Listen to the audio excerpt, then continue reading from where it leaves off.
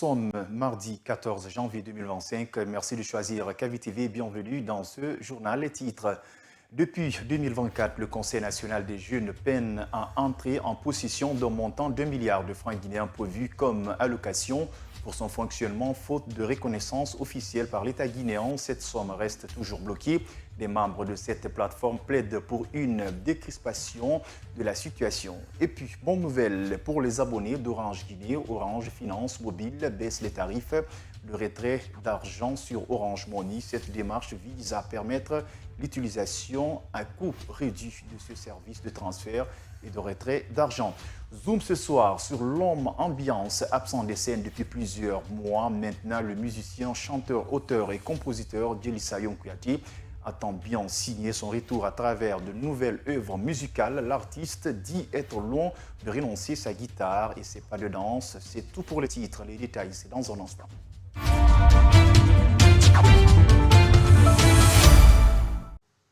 Bonsoir. 1 milliard de francs guinéens, c'est l'allocation qui était prévue en 2024 pour accompagner les projets de la jeunesse guinéenne. Mais le Conseil national des jeunes, faute de reconnaissance par l'État, n'a pas pu accéder à ce montant. Face à cette persistance situation, le président du Conseil régional de la jeunesse de Farana plaide pour une action rapide en vue de faire bouger les lignes. Reportage d'Ibabari. 1 milliard de francs guinéens pour la jeunesse en 2024, le montant est resté inaccessible. Il est encore disponible, mais faute de reconnaissance officielle du Conseil national de la jeunesse, la structure de jeunesse devra encore attendre pour dérouler ses actions. Moussa Kourouma, président du Conseil régional des jeunes de Farana, plaide pour une solution rapide. Tout récemment, on nous a fait comprendre déjà que le montant est disponible. C'est un problème de reconnaissance, comme ce que je viens de dire. C'est pourquoi d'ailleurs, le plus grand problème que nous insistons, c'est la reconnaissance officielle. Donc, et s'il y a cette reconnaissance, je crois que les choses peuvent mieux bouger. Donc, c'est en tant que président du Conseil régional de la jeunesse, tout récemment, le président national, il a fait... nous avons fait une conférence de presse où on a décliné vraiment les problématiques, toutes les problématiques déjà que nous continuons vraiment à vivre.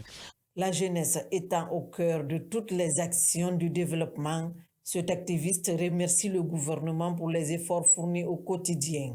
Il l'invite par ailleurs à mettre plus l'accent sur l'employabilité des jeunes. Si les jeunes vraiment sont occupés aujourd'hui, je me dis que beaucoup de choses vont marcher. Parce que si les jeunes sont... Il y a ton diplôme avec toi, ton diplôme est couché dans des placards, ça va être hyper compliqué pour qu'en tant que jeune, pour permettre en tout cas de refuser certaines offres déjà qui n'est pas opportun pour toi. Pour répondre aux opportunités à venir, Moussa Kourouma demande à la jeunesse aussi de s'armer de courage et de se former. Maître Mohamed Traoré n'est plus membre du Conseil national de la transition. Depuis lundi soir, l'ancien bâtonnier a annoncé sa démission. Dans une lettre adressée au président de l'institution, il motive sa décision par l'expiration de 3 ans établis dans l'accord dynamique avec la CEDEAO pour la fin de la transition en Guinée. Mamadou Tanouba a abordé l'aspect juridique de cette démission avec le juriste Khalil Kamara. Regardez. L'ancien bâtonnier de l'ordre des avocats, jusque-là membre du Conseil national de la transition, explique sa démission du CNT par l'expiration du délai du chronogramme de la transition. Maître Mohamed Traoré a surpris tout le monde par sa décision. Pourtant, le règlement intérieur de l'organe législatif de la transition prévoit et permet même la démission de ses membres. Ibrahim Khalil Kamara, juriste. Selon les articles 9 et suivant de ce règlement, tout conseiller national peut se démettre de ses fonctions au début ou au cours de la transition. Alors la démission est faite par écrite, adressée au président du Conseil national de la transition. Et le président du Conseil national de la transition présente la démission à la session plénière. Le même règlement dans son article 9 et suivant prévoit le remplacement d'un conseiller démissionnaire en ces termes. Si le conseiller qui a démissionné est issu du barreau de Guinée, alors c'est le barreau de Guinée qui doit aussi désigner un autre membre pour être représenté au sein du Conseil national de la transition. Et la loi, le texte d'ailleurs dit que le conseiller remplaçant doit prendre fonction dans la même commission que son prédécesseur. Donc voilà ce que prévoit la loi en ce qui concerne la démission et le remplacement d'un conseiller national. Selon le juriste Ibrahima Khalil Kamara, pour démissionner des institutions comme le CNT, la personne concernée n'est pas obligée d'écrire au président du Conseil national de la transition.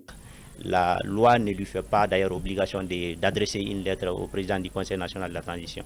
Mais c'est une procédure, pour passer par la procédure normale, il peut le faire. Mais s'il ne le fait pas, il ne peut pas être inquiété pour ces faits.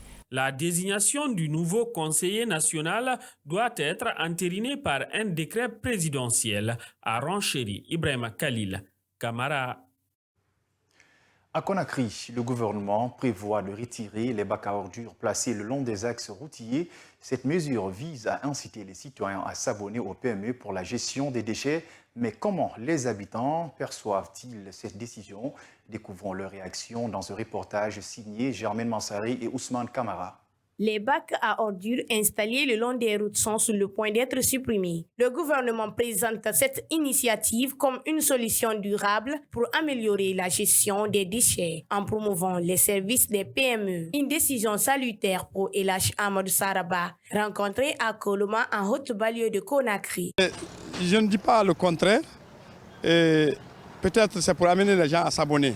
C'est une bonne chose. Mais nous retenons, nous qui sommes en bordure de ces routes-là, ces bacs à ordures-là, depuis qu'elles sont là, ça diminue les ordures en bordure de route.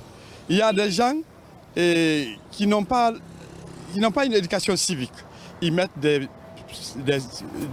ordures dans des sacs, ils jettent dans la rue. Un avis que ne partage pas Yeli Rassouma. Pour elle, cela risque d'aggraver les difficultés des habitants, en particulier ceux qui n'ont pas les moyens de s'abonner au PME.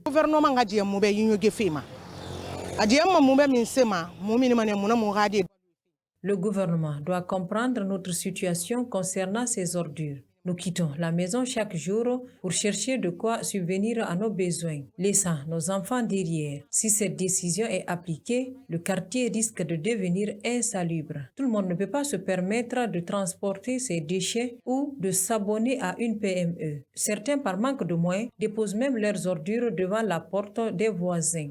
Même si l'idée de s'abonner est bonne, le véritable problème reste le manque d'argent. C'est vraiment la volonté, tout le monde ne peut pas avoir.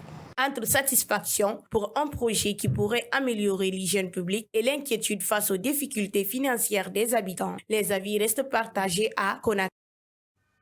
Dans l'actualité toujours, les frais de retrait baissent chez Orange Money Guinée. Pour un retrait de 100 000 francs guinéens, vous ne paierez que 1 000 francs guinéens comme frais désormais et 10 000 francs guinéens pour un retrait de 1 million, soit 1%. Cette action d'Orange Finance Mobile Guinée vise à offrir un service performant à des coûts réduits. L'annonce a été faite ce mardi au cours d'un point de presse animé à son siège ici à Conakry. Mamadou Tanouba. C'est une bonne nouvelle pour les clients de la société de téléphonie mobile Orange Guinée. Pour entamer l'année 2025 en beauté, Orange Finance a procédé à une baisse des frais de retrait d'argent pour la satisfaction des usagers. C'est le directeur général d'Orange Finance Mobile, Abdul Karim Bangoura, qui a annoncé la bonne nouvelle.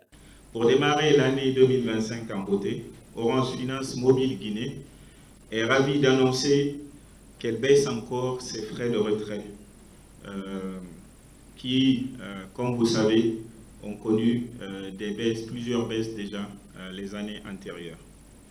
Cette nouvelle baisse, preuve de notre nouvelle signature, Orange Money est là, partout, tout le temps, pour tous, contribuera à l'amélioration de l'expérience et du pouvoir d'achat des clients Orange Money, ainsi que la promotion de l'inclusion financière, permettant à plus en plus de Guinéens d'avoir accès aux services financiers.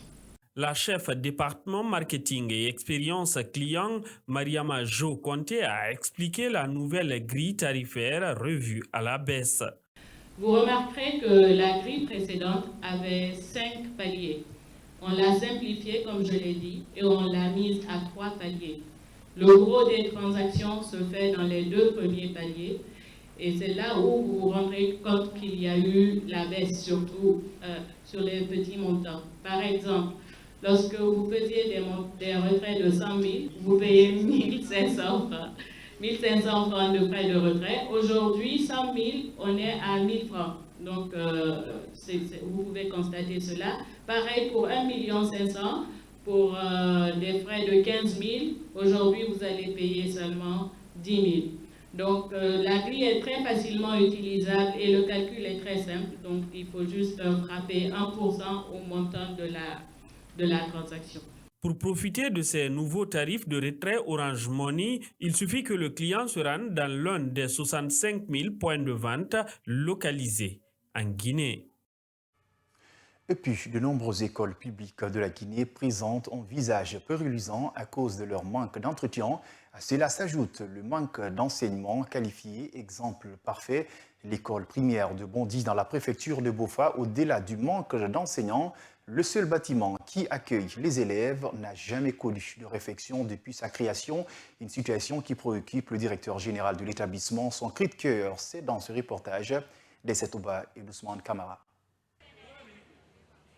L'école primaire de Bondy, située dans la préfecture de Bofa, manque d'éclat. Composée de 3 salles de classe, avec un total de 101 élèves, dont 64 filles. Cet établissement public, depuis sa création, n'a connu aucune réhabilitation, encore moins une couche de peinture. Un fait qui attriste Ousmane Souma, directeur général de la dite école. Je suis rentré encore cette école-là en état de dégradation élargie. Donc je me suis battu pour faire la clôture et en même temps les élèves aussi n'avaient pas un engouement de venir régulièrement à l'école à l'heure. Donc tout ça là, ça m'a beaucoup causé des problèmes. En plus de la vétusté du bâtiment, cet établissement est confronté à un manque d'enseignants qui affecte considérablement les programmes d'enseignement. Un manque criard des documents, les documents administratifs, les documents pédagogiques, on en manque. Donc, et les personnels aussi, on en manque. Parce que quand moi, c'est cette année que je suis arrivé, j'avais trouvé 2 salles ouvertes. Au compte de cette école, il y avait une seule enseignante qui était une femme. Bon, plus moi maintenant qui viens d'arriver, j'ai pris un communautaire pour que les 3 salles-là fonctionnent. Parce qu'on a 5 groupes pédagogiques pour 2 enseignants. Donc les difficultés sont énormes. Très préoccupé par la situation, cet encadrant demande aux autorités éducatives de s'investir davantage pour le bon fonctionnement de cette école. Je lancerai un appel, un SOS à mes chefs hiérarchiques de venir en aide pour nous aider non seulement à avoir les enseignants dignes de nom et les documents administratifs, plus une école. L'école primaire de Bondy n'est pas la seule dans cette situation. Plusieurs autres établissements publics à l'intérieur du pays rencontrent les mêmes problèmes. Je vous le disais, au sommaire, coup de projecteur sur Djely Sayon Kouyaté, l'homme ambiance absent des scènes depuis plusieurs années. Le chanteur explique que c'est là par beaucoup de raisons. Djely Sayon Kouyaté n'a pas abandonné la musique. Comme beaucoup l'ont estimé, il prépare de grosses surprises à ses fans. Ansou Bailo Baldé et Fatoumata Diouf-Lissou l'ont rencontré. Suivez le reportage. Il est là, il n'a jamais abandonné la musique. Djely Sayon Kouyaté se faisait rare dans la musique guinéenne, une absence fondée sur beaucoup de facteurs. L'artiste, à la voix claire, captivante et mélodieuse, explique cela comme une arme pour celui qui veut mieux faire et s'adapter aux réalités de la mondialisation.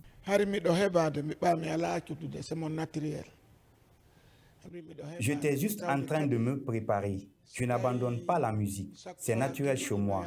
Si j'ai pris ce recul, c'est pour voir comment s'adapter aux réalités du moment avec la nouvelle génération. Parce que je veux toujours gagner quand je sors. Moi, C'est la musique que je connais, pas autre chose. Je n'apprends pas. C'est Dieu lui-même qui a fait la musique en moi. Depuis quand j'étais petit, je partais dans les villages. Et c'est comme ça que les gens ont aimé ce que je fais.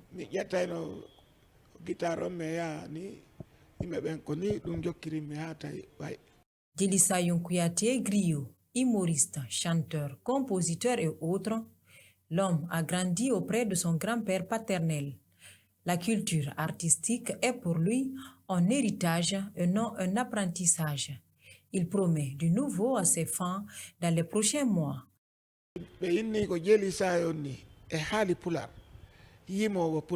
Partout où on vous parle de Djelissa, chanteur en pulaar, sachez qu'il s'agit de moi. Je suis vivant et je me porte très bien encore par la grâce de Dieu.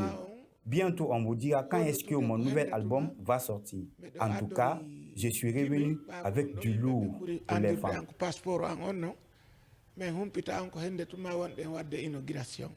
L'artiste, connu pour son art avec le pulaar, ne compte pas baisser les armes dans la musique.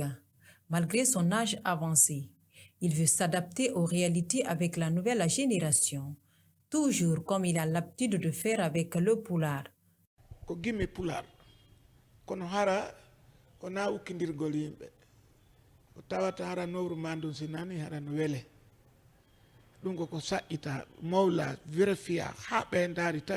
J'ai chanté en pulaar des chansons qui éduquent, mais pas pour créer des conflits.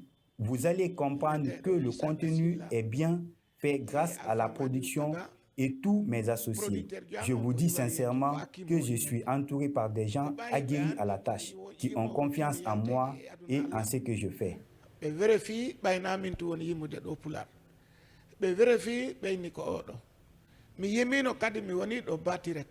Né à Mamou en 1962, Djelissa Kouyaté, communément appelé l'homme ambiance, est auteur de plusieurs albums musicaux.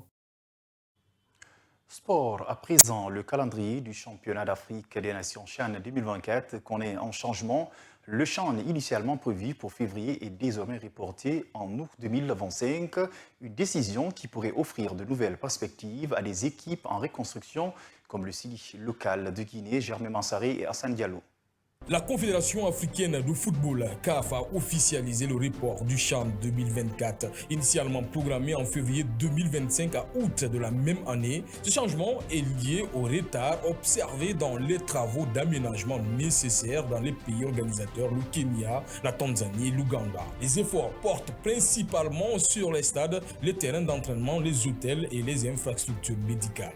Pour le CILI local, ce délai représente une occasion en or. En pleine phase de reconstruction, l'équipe nationale locale profite de ce sursis pour mieux s'organiser et pallier l'absence de staff technique complet. De plus, le championnat national de Ligue 1 récemment lancé permettra aux joueurs locaux de mieux se préparer et de gagner en compétitivité. Malgré ce décalage, le tirage au sort de la compétition reste maintenu au 15 janvier 2025 en Nairobi. Avec ce report, la CAF réaffirme son ambition d'assurer une organisation réussie, transformant un retard en opportunité stratégique pour toutes les équipes participantes. Page noire dans ce journal, l'ancien ministre de l'Agriculture a tiré sa révérence ce lundi 13 janvier au Maroc. Mariam Kamara, connue sous le nom de Mariam Soguipa, a occupé de nombreuses fonctions dans l'administration guinéenne, plusieurs fois ministre. Elle était absente du pays ces dernières années. Son portrait avec Amanatou Diallo et Aya Diallo. Titulaire d'un doctorat d'études supérieures en chimie alimentaire à l'université Gamal Abdel Nasser de Conakry, Mariam Kamara commence sa carrière à la Société nationale de brasserie et au ministère du développement rural de Guinée en 1991, puis rejoint la Société guinéenne de palmiers à huile et d'EVA Soguipa. Comme responsable de la filière des corps gras en 1993, elle est nommée directrice générale adjointe, puis directrice générale de la Soguipa pendant 24 ans. Mariam Kamara participe au sein de l'équipe gouvernementale guinéenne à la mobilisation des fonds destinés aux investissements agricoles, industriels et mesures d'accompagnement auprès des différents partenaires financiers. notamment l'Agence française de développement et la Banque africaine de développement, et a occasionné à la contribution de la FAO à mobiliser le financement destiné à reconvertir la riziculture des réfugiés de la guerre du Libéria en Guinée forestière. Du 17 décembre 2017 au 15 janvier 2021, Mariama Kamara fut ministre de l'Agriculture, puis ministre du Commerce, également membre du Conseil économique et social jusqu'à la chute d'Alpha Condé le 5 septembre 2021. Mariama Kamara a passé l'arme à gauche ce lundi 13 janvier 2025 au Maroc, laissant derrière elle des enfants et des proches inconsolables. C'est la fin de cette édition d'information à tous. Merci de l'avoir suivi et bon suite de programme sur KVTV et au revoir.